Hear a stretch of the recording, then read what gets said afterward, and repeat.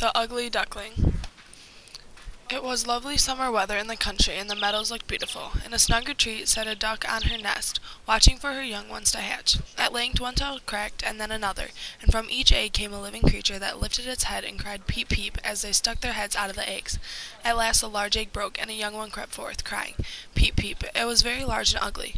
The duck stared at it and exclaimed, "It is very large, and not at all like the others. I wonder if it is a turkey. We shall soon find it out." On the next day the weather was delightful, and the sun shone brightly on the green burdock leaves. As they went for a swim that day, they reached a well-known farmland. Mother Duck said to go greet and meet the others. The ducklings did as they were bid, but the other ducks stared and started making fun of him. "Leave him alone," said the mother. "He is not doing any harm."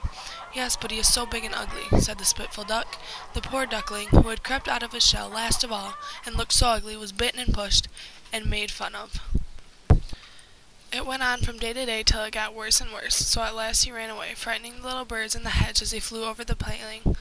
"They are afraid of me because I am so ugly," he said. So he closed his eyes and flew till he was tired. Towards evening, just as the sun set, amid radiant clouds, there came a large flock of beautiful birds out of the bushes.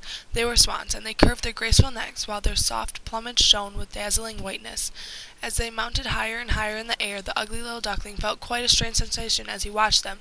"I will fly to those royal birds," he exclaimed. Then he flew to the water and swam towards the beautiful swans. The moment they spied the stranger, they rushed to meet him with outstretched wings. As he looked down, because he felt ugly, he realized when he opened his eyes, his own image, no longer a dark gray bird, ugly and disagreeable to look at, but a graceful and beautiful swan. He now felt like at having suffered sorrow and trouble, because it enabled him to enjoy so much better all the pleasure and happiness around him. Then he rustled his feathers, curved his slender neck, and cried joyfully from the depths of his heart, "I never dreamed of such happiness as this while I was an ugly duckling." The moral of the story is confidence. A quote to represent it is this: "Sometimes people are beautiful, not in looks, not in what they say, just in who they are." The poor ugly duckling had confidence that everything would be okay, and he turned out just fine. People misjudged him before they even knew him. Famous actor Jennifer Hudson struggled through life with self-confidence on beauty as well.